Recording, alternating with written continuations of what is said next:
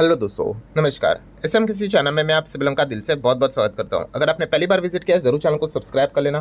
Free stock market classes इस channel को भी चाहो तो फॉलो कर सकते हो, सब्सक्राइब कर सकते हो। यहाँ पर भी बेल आइकन को हिट करके ऑल जरूर सेलेक्ट करके रख लेना। इस चैनल का लिंक आपको ऊपर आई बटन पे या फिर नीचे डिस्क्रिप्शन में मिल जाएगा। सो चले दोस्तों, फिलहाल इस वीडियो को स्टार्ट कर लेते हैं।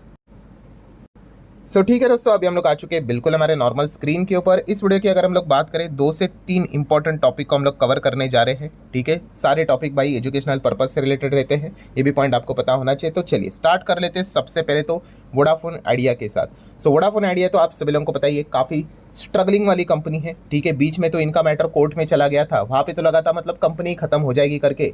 बट थैंक्स टू द, हम कह सकते हैं कि सबसे पहला जो थैंक्स जाएगा मतलब इनके कमबैक का, किसको, तो आप सभी लोगों को पता है गवर्नमेंट ऑफ इंडिया। ठीक है, वोडाफोन आइडिया लिटरली बचता नहीं अगर गवर्नमेंट ऑफ इंडिया जो उनका जो बकाया है, ठीक है, आप सभी लोगों को पता ही है वोडाफोन आइडिया के ऊपर काफ़ी हैवी कर्जा है। उसमें से एक बहुत बड़ा सिग्निफिकेंट पोर्शन, कितना 16,000 करोड़ का जो पैसा यहाँ पे देना था, ठीक है, including interest liability and all that, तो सरकार ने भाई एक्सेप्ट कर लिया कि चलो आप यहाँ पे क्या कर दो, इसको कन्वर्ट कर दो, किसको, डेप्ट को इक्विटी में कन्वर्ट कर दो। ठीक है, वरना कहाँ से पैसा लाएंगे ये। तो सबसे पहला स्टेप हम लोग को वो देखने को यहाँ पे मिलेगा। अगर आप शेयर होल्डिंग पैटर्न भी चेक करोगे वोडाफोन आइडिया का, ठीक है, तो आप यहाँ पे देख सकते हो क्या नजर आता है कि पहले प्रमोटर के पास कितना स्टेक यहाँ पे हुआ करता था, 75% के आसपास, एंड देन अचानक से 50% कैसे हो गया। तो दोस्तों वो डेप्ट को इक्विटी में कन्वर्ट कर दिया, एंड देख सकते हो गवर्नमेंट जो कि पहले इसमें था ही नहीं, उनके पास अभी 33% स्टेक हम लोग को देखने को यहाँ पे मिल चुका है। ठीक है, तो डेफिनेटली हम यहाँ पे कह सकते हैं वोडाफोन आइडिया को एटलीस्ट जिंदा रखने की अगर किसी ने कोशिश की है, बोलते हैं ना वेंटिलेटर पे रखना, तो उसका सबसे बड़ा श्रेय अगर जाता है वो सरकार के पास ही जाता है। बिकॉज सरकार को भी भाई डियोपॉली नहीं चाहिए। जिस प्रकार से जियो एयरटेल की डियोपॉली ऑलरेडी क्रिएट हो चुकी है, तो सरकार को बहुत बाद में पता यहाँ पे चल गया इस प्रकार की डियोपॉली कस्टमर के लिए, मतलब क्लाइंट्स के लिए, हमारे लिए काफ़ी ज़्यादा नेगेटिव पॉइंट यहाँ पे रहेगा। ठीक है, क्योंकि अगर आपको किस थर्ड प्लेयर ही नहीं रहेगा तो फिर आप जाओगे कहाँ पे, दोनों अपने रेट्स बढ़ाते रहेंगे। इसीलिए सरकार ने और भी क्या करी है, लगभग 80,000 खर्चा करके भी बीएसएनएल को जिंदा रखने की कोशिश की है। ठीक है, ये वो क्यों कर रहे हैं, क्योंकि डियोपॉली ऑलरेडी क्लियर यहाँ पे हो चुकी है, सो उसकी पावर धीमे धीमे करके कम होना चाहिए करके, तो वोडाफोन आइडिया उस हिसाब से जिंदा रहा। देन देखा गया तो वोडाफोन आइडिया की अगर हम बात करें जर्नी की, 2.0 की बात करें, 2.0 की बात करें, तो 18,000 करोड़ का आप सभी लोगों को पता ही है यहाँ पे फंड उठाया गया। एफपीओ की बात करें तो ठीक है, तो एक उनको एक नई लाइफ देने की कोशिश यहाँ पे की है। देन अगर हम लोग बात करें वोडाफोन आइडिया का जो पेरेंट कंपनी है वोडाफोन, मतलब कौन सा, वो जो यूके वाली कंपनी है, ठीक है, उनके ओर से भी अभी अनाउंसमेंट देखने को यहाँ पे मिल रहा है कि वो शायद से ऐसा कर सकते हैं। क्या कर सकते हैं, 3,000 करोड़ वोडाफोन आइडिया में फंड यहाँ पे मतलब इन्वेस्ट कर सकते करके। पहले तो भाई उन्होंने सीधा हाथ ही खड़े किए थे, बोला था कि भाई हम तो हमारी जो डूबता हुआ जहाज है, कौन सा, वोडाफोन आइडिया, उसमें तो हम लोग बिल्कुल पैसा नहीं डालेंगे। बट फिलहाल तो वो यहाँ पे कह रहे हैं, और ये कब कह रहे हैं, जब उन्होंने इंडस टावर में जो उनका स्टेक था वो सेल करने के बाद। फिलहाल तो ऐसी बातचीत होते हुए देखने को यहाँ पे मिल रही है। एंड देन अगर हम लोग यहाँ पे बात करें दोस्तों, तो आज के दिन एक खबर यहाँ पे सामने आते हुए देखने को मिल रही है कि वोडाफोन आइडिया यहाँ पे बातचीत करते हुए देखने को मिल रहा है, किसके साथ, सैमसंग के साथ। किस चीज़ के चलते, कि उनको अपना बिजनेस को एक्सपांड करना है, 4G नेटवर्क एंड 5G को भी रोल आउट करना है। तो आप देख सकते हैं बहुत पीछे है, बाकी इनके जो कॉम्पिटिटर है वो 5G से रिलेटेड चीज़ें शुरू भी कर चुके हैं। ठीक है, अभी ये पीछे क्यों है, क्योंकि ऑब्वियसली ना पैसा चाहिए भाई, बिना फंड्स के आप कैसे कंपनी यहाँ पे चला पाओगे। तो ये दिक्कत हम लोग को देखने को यहाँ पे मिल रही है। बट ओवरऑल अगर हम लोग यहाँ पे बात करें तो वोडाफोन आइडिया धीमे धीमे करके कमबैक करने की तो जरूर कोशिश यहाँ पे कर रहा है। देखिए मैं अगेन कह रहा हूँ दोस्तों, मेरा काम है आपको सिखाना। ठीक है, अभी जैसे कि आपको बताइए, जिनके पास भी कोई शेयर होता है वो इमोशनल हो जाते हैं बिगिनर लेवल पे। ठीक है, मतलब कैसा होता है कि मान लो अगर आपके पास XYZ शेयर है, ठीक है, एंड अगर आप एकदम बिगिनर हो तो कैसा होता है, हमेशा हम लोगों को आदत होती है कि भाई अच्छी बातें सुनने को मिलनी चाहिए करके। ठीक है, तो याद रखना दोस्तों, शेयर मार्केट अच्छी बातों को सुनकर बिनकर के हिसाब से नहीं चलता है। आप बिजनेस अच्छा करो, मार्केट आपको खुद से वैल्यू कर देगा। और जैसे मैंने कहा है कि शेयर मार्केट छोटे प्लेयर, आप और हम जैसे छोटे प्लेयर के हिसाब से शेयर मार्केट नहीं चलता है, वो बड़े इंस्टीट्यूशंस के हिसाब से ही चलता है।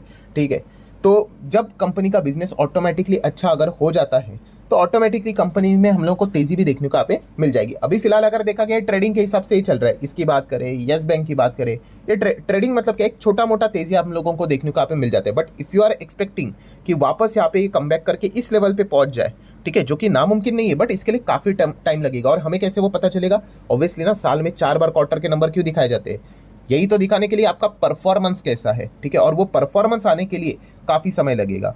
ठीक है, तो ये पॉइंट आप लोगों को पता होना चाहिए। मतलब क्या है कि काफ़ी लोग क्या होते हैं कि इमोशनली होके निवेश करने की कोशिश करते हैं तो ऐसा नहीं करना है। B=B का फॉर्मूला रोज याद रखना है भाई। बिजनेस देखकर ही बाय करने की कोशिश यहाँ पे करनी होती है।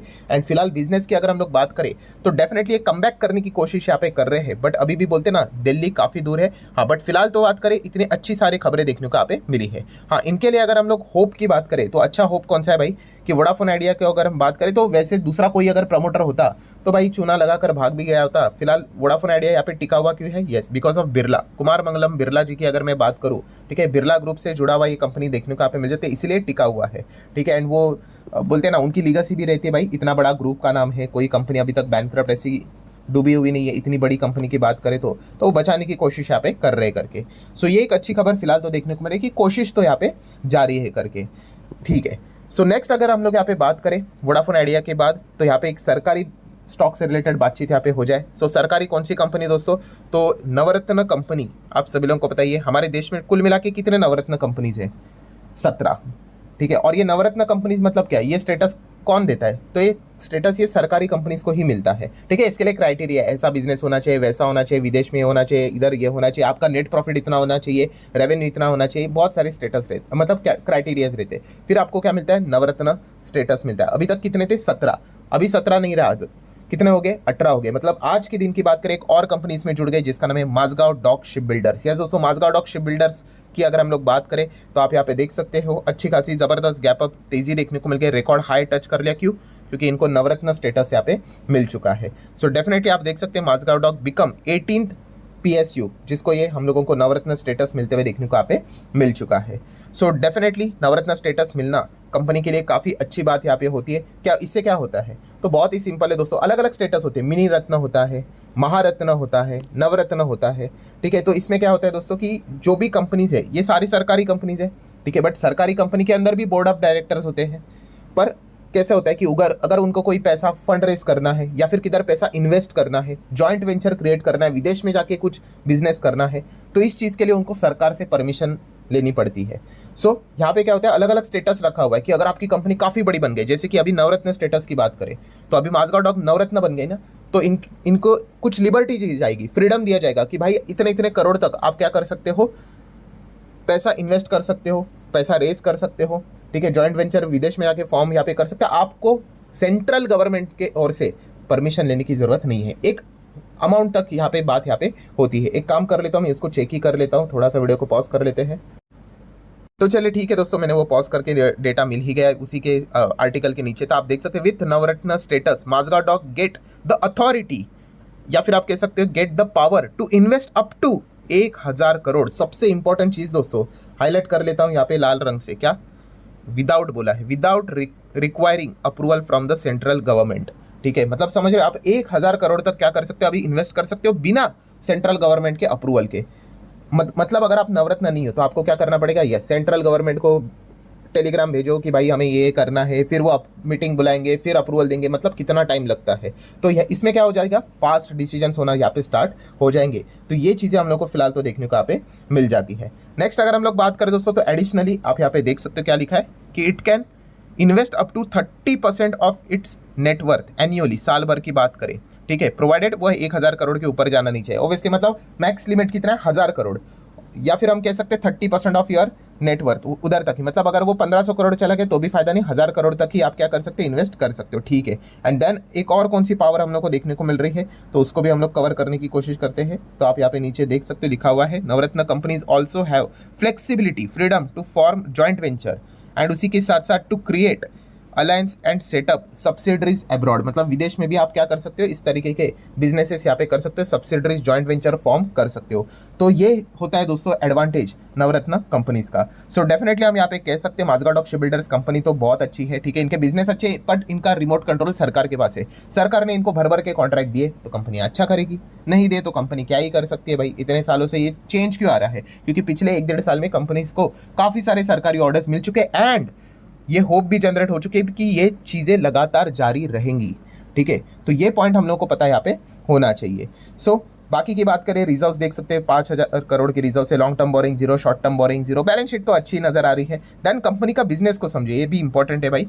801 वेसल्स उन्होंने यहाँ पे कंस्ट्रक्ट किए 1960 से बात करें तो। ठीक है, इसमें वॉरशिप भी है, सबमरीन भी है, देन कार्गो शिप्स की बात है, पैसेंजर शिप्स की बात है, ठीक है, ऑफशोर प्लेटफॉर्म की बात करें तो ज़बरदस्त इनका बिजनेस देखने को यहाँ पे मिल जाता है। शिप बिल्डिंग में कंपनी का बड़ा योगदान देखने को मिल जाता है एंड खास करके सबमरीन से रिलेटेड इस कंपनी की स्पेशलिटी हम लोग को देखने को मिल जाती है। सो डेफिनेटली भविष्य में हम कह सकते हैं बहुत सारे इंडिया में, ऐसा नहीं कि सिर्फ एयरक्राफ्ट कैरियर ही बनाना है करके। एयरक्राफ्ट कैरियर की जब भी बात होती है तो कोचिन शिपयार्ड की ओर हमारा ज़्यादा फोकस जाता है, बिकॉज अभी तक जो स्वदेशी एयरक्राफ्ट कैरियर बनाया है विक्रांत, वो कोचिन शिपयार्ड नहीं बनाया है। बट और भी वॉरशिप की जरूरत पड़ेगी कि नहीं, तो ये माझगांव डॉक शिप बिल्डर्स के और भी सरकार यहाँ पे आ सकती है, ठीक है। तो जरूर हम यहाँ पे कह सकते हैं लंबी अवधि का ये घोड़ा जरूर देखने को यहाँ पे मिल जाता है। 80,000 करोड़ का मार्केट कैप है, ठीक है। जो बिजनेस को समझेगा वो ऐसी कंपनी में टिक जाएगा, जो तेजी को देखेगा वो क्या करेगा, तेजी कभी ना कभी ढल जाएगी, ठीक है, फिर सडनली 1 करोड़ों का ऑर्डर इनको मिल जाएगा और रॉकेट बन जाएगा। तो इस प्रकार के चार्ट पैटर्न आपको इन कंपनीज में बनते हुए देखने को मिल जाएंगे। शेयर होल्डिंग पैटर्न के लिए एक अलर्ट आपको जारी करना चाहूंगा भाई, प्रमोटर 84% है, मतलब कभी ना कभी भाई इनको 75 तक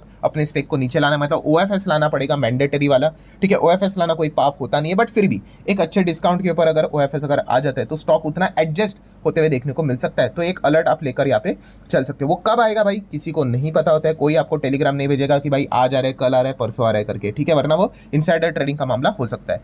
इंस्टीट्यूशंस इसमें बिल्कुल भी नजर नहीं आते एंड बाकी पब्लिक कितना है, 12% है, ठीक है। सो माझगांव डॉक शिप बिल्डर से रिलेटेड भी खबर यहाँ पे कवर हो चुकी है। नेक्स्ट खबर को कवर करने से पहले भाई डिस्क्लेमर देना चाहूंगा। डिस्क्लेमर मतलब क्या है कि ये जो खबर हम लोग को देखने को मिले मार्केट में, वो अभी अभी जस्ट खबर सामने आया एंड रिपोर्ट के जरिए देखने को मिले। रिपोर्ट के जरिए मतलब आप कह सकते हो अनऑफिशियली या फिर किसी रिपोर्ट ने यहाँ पे कवर किया, वो कौन सा रिपोर्ट है उसको भी मैं आपके सामने रखूंगा, तो आप इनको जरूर यहाँ पे जानते होंगे। यस, संजीव भसीन जी की अगर मैं यहाँ पे बात करूँ, ठीक है, काफ़ी पॉपुलर पर्सनैलिटी देखने को यहाँ पे मिल जाती है, ठीक है। एंड फिलहाल एक खबर रिपोर्ट के जरिए, सबसे पहले तो मैं इंपॉर्टेंट शब्द को हाईलाइट कर लेता हूँ। रिपोर्ट के जरिए बात बोली जा रही है कि सेबी फिलहाल तो इनके खिलाफ अभी इन्वेस्टिगेशन करते हुए देखने को यहाँ पे मिल रहे। क्यों?